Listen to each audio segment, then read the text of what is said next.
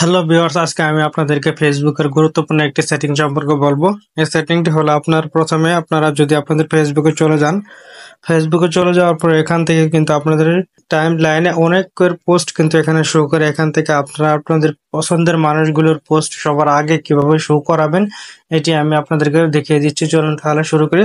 প্রথমে আপনারা ফেসবুকে চলে আসবেন। ফেসবুকে চলে আসার পর যে কারা পোস্টের ডান পাশে দেখতে পারবেন যে থ্রি ডট অপশন আছে, যেমন ধরুন এখানে কিন্তু এই পোস্টের ডান পাশে থ্রি ডট অপশন আছে। আমি সেই থ্রি ডট অপশনে ক্লিক করে দিলাম। ক্লিক করে দেওয়ার পর একটু স্ক্রল করে নিচের দিকে আসবেন।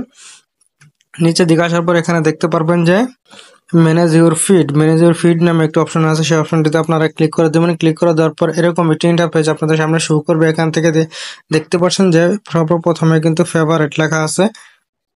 সেই ফেভারিটে আপনারা ক্লিক করে দিলে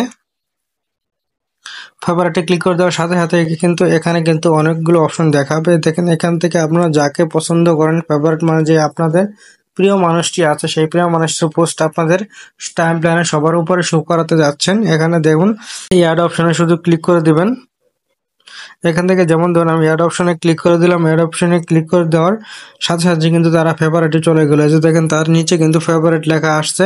এখানে আমি একটু যদি রিফ্রেশ করে দিই, এখানে কিন্তু দেখেন নিচের দিকে দুটিও আমার ফ্রেন্ড কিন্তু ফেভারিটে চলে আসলে। এখান থেকে তারা যদি এখন কোনো কিছু পোস্ট করে কিন্তু আমার টাইম লাইনে কিন্তু সবার উপরে শো করবে। আমার যেমন 3-4 হাজার ফ্রেন্ডের মধ্যে তাদের পোস্টগুলো কিন্তু আমার সবার উপরে আমার পেজে শো করবে। এভাবে কিন্তু আমার পছন্দের মানুষের পোস্টগুলো সবার উপরে শো করাতে পারবো।